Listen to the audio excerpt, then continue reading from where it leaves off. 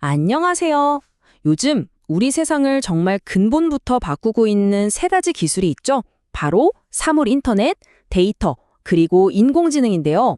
오늘은 이 기술들이 대체 어떻게 서로 얽혀서 돌아가는 건지 그 핵심을 한번 속속들이 파헤쳐 보겠습니다.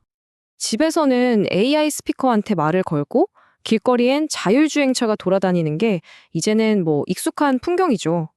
근데 이런 기술들이 그냥 어느 날 갑자기 짠! 하고 나타난 게 아니거든요. 이 모든 걸 가능하게 만드는 보이지 않는 거대한 엔진이 있습니다. 오늘 그 비밀의 문을 같이 한번 활짝 열어보시죠. 자, 먼저 우리가 지금 도대체 어떤 시대에 살고 있는지부터 한번 짚고 넘어가야 합니다. 예전에 산업혁명이 석탄이나 석유 같은 자원으로 움직였다면 지금 이 시대를 움직이는 새로운 자원은 뭘까요? 네, 바로 데이터입니다. 맞습니다. 우리는 지능정보화 시대라는 곳에 살고 있습니다. 이게 무슨 말이냐면요. 말 그대로 사회 전체가 데이터를 중심으로 돌아간다는 뜻이에요. 모든 사물이 서로 연결되고 그 연결 안에서 만들어진 정보가 예전에는 상상도 못했던 완전히 새로운 가치를 만들어내는 시대, 바로 그런 시대인 거죠. 그럼 이 거대한 지능정보화 시대는 대체 어떤 원리로 작동하는 걸까요? 지금부터 그 핵심 엔진의 뚜껑을 열고 내부를 한번 자세히 들여다보겠습니다. 핵심은 딱 이 3단계 과정에 다 들어 있습니다. 이걸 우리 몸에 비유하면 이해가 정말 쉬운데요. 첫째, 사물 인터넷, 즉 IoT가 온몸에 퍼진 신경처럼 데이터를 싹 수집하고요.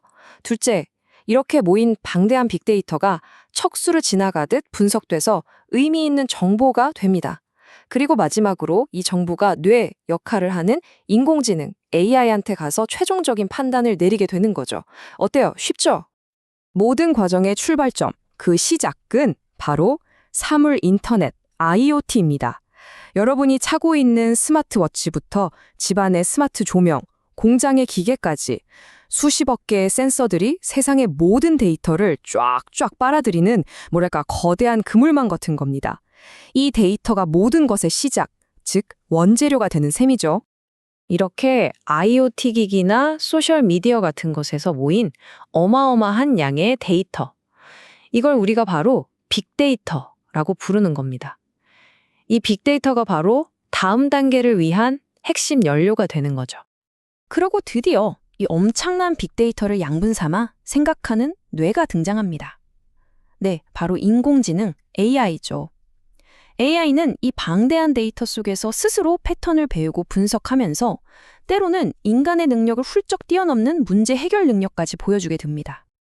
자, 지금까지 원리를 알아봤으니까요. 이제 이 기술들이 이론에만 머무는 게 아니라 실제로 우리 삶을 어떻게 바꾸고 있는지 아주 구체적인 사례들을 통해서 직접 한번 확인해 볼까요? IoT는요, 이미 우리 생각보다 훨씬 깊숙이 들어와 있습니다. 집안의 에너지를 알아서 아껴주고 공장의 생산 효율을 극대화하는 건 물론이고요. 도시 전체의 공기질이나 에너지 사용량을 실시간으로 관리하면서 보이지 않는 곳에서 세상을 훨씬 더 스마트하게 만들고 있죠.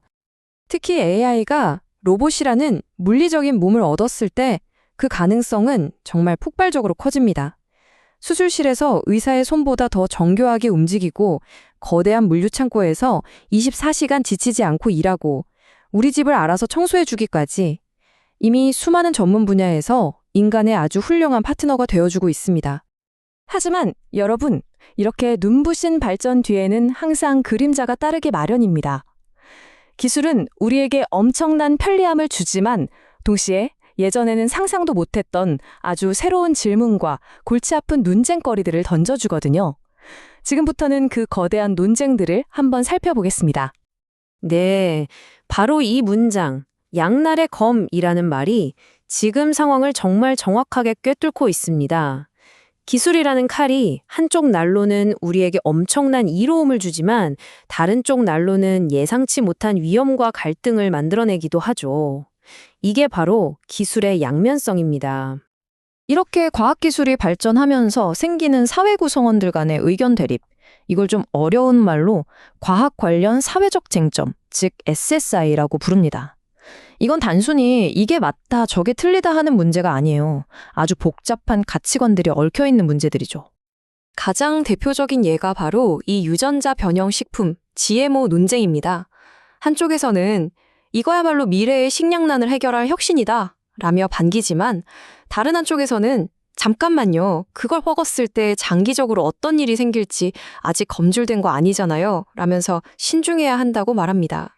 어느 한쪽의 주장도 쉽게 무시할 수가 없죠. 우주 개발도 똑같습니다. 인류의 미래를 위한 위대한 도전이라는 시각이 있는 반면 그 과정에서 생기는 환경 오염이나 우주 쓰레기 문제를 지적하는 비판도 만만치 않죠. 이처럼 하나의 발전이 또 다른 문제를 낳는 건 어쩌면 기술의 숙명과도 같습니다. 자, 그럼 이렇게 복잡하고 어려운 논쟁 속에서 우리는 과연 어떤 길을 선택해야 할까요? 마지막으로 우리에게 올바른 방향을 알려줄 윤리라는 나침반에 대해서 이야기해 보겠습니다. 그 나침반의 이름이 바로 과학윤리입니다. 이건 단순히 이거 해라, 저거 하지 마라 하는 규칙 목록이 아니에요. 이 강력한 기술을 다루는 우리가 가져야 할 책임감, 그리고 올바른 태도, 그 자체를 의미하는 겁니다. 그러니까 핵심은 이거예요. 윤리라는 게 기술 발전의 발목을 잡는 게 절대 아니고요. 오히려 더 멀리, 더 안전하게 나아가기 위한 필수적인 안전장치라고 생각하시면 됩니다. 왜냐하면 윤리적인 기반이 없이는 장기적인 신뢰를 얻을 수도, 결국 지속 가능한 미래를 만들 수도 없기 때문이죠.